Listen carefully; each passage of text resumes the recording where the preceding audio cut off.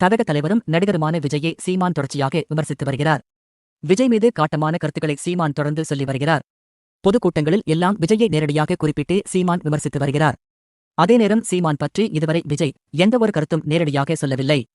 இதற்கிடையே நேற்று கோவையில் நடந்த நாம் தமிழர் பொதுக்கூட்டத்தில் பேசிய சீமான் விஜயை மிக கடுமையாக விமர்சித்தார்.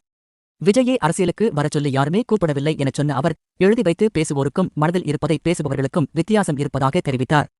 இது தொடர்பாக கோவை பொதுக்கூட்டத்தில் சீமான் மேலும் பேசுகையில், நான் எனது உச்சத்தை விட்டுவிட்டு நான் அவ்வளவு வருமானத்தை விட்டுவிட்டு அரசியலுக்கு வந்திருக்கிறேன் என அவர் சொல்கிறார். உன்னை அரசியலுக்கு வரச்சொல்லி யார் கேட்டார்கள்? உன் வீட்டு வாட்ச்மேன் கூட உன்னை அரசியலுக்கு வரச் சொல்லவில்லை. சேவை செய்ய வந்தால் அமைதியாக சேவை செய்ய வேண்டும். நீ எதற்கு அரசியலுக்கு வருகிறாய்? உன்னை அரசியலுக்கு வரச் சொன்னது யார்? அஜித்தும் ரஜினியும் தன்னுடைய புகழை வியாபாரம் செய்ய விரும்பவில்லை.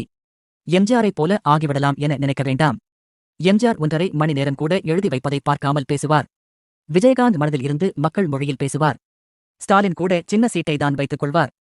ஆனால் இவர் பெரிய சீட்டை வைத்து அப்படியே படிக்கிறார்.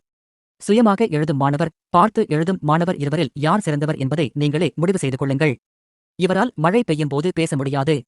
ஏனென்றால் பேப்பர் நனைந்து போய்விடும். பிறகு பார்த்து படிக்க முடியாது. அவர் பேசுவதை எல்லாம் கேளுங்கள். கோவையில் இந்த சாப்பாடு நல்லா இருக்கும். சுக்கா அருமையாக இருக்கும். திருச்சி என்றால் மலைக்கோட்டை சூப்பராக இருக்கும். இதெல்லாம் ஒரு தலைவன் பேசும் பேச்சா? இப்போது வரலாறு, பெருமையில் இருந்து தமிழர்களை வெளியேற்றி மொத்தமாக உழைப்பில் இருந்து வெளியேற்ற முயல்கிறார்கள். எந்த வேலை செய்தாலும் அசிங்கம் என்ற மனநிலையில் கொண்டு வருகிறார்கள். அண்ணா படிக்கச் சொன்னார். சீமான் பனை மரம் ஏறச் சொல்கிறார் என சிலர் என்னை திட்டினார்கள். பனை மரம் ஏறுவது என்பது என் பண்பாடு. மேலும் பனை மரத்தில் இருந்து கருப்பட்டி எடுக்கலாம் என்பதை கண்டுபிடித்தது எல்லாம் ஒரு சயின்ஸ் தானே? இதை கண்டுபிடித்தவர் ஆய்வாளர்கள் தானே? டாஸ்மாகில் விஷத்தை விற்கும் முதலாளிகள் பனையை விஷம் என்றும் நஞ்சு என்றும் சொல்கிறார்கள். இதையெல்லாம் ஏற்க முடியாது என்று சீமான் பேசினார்.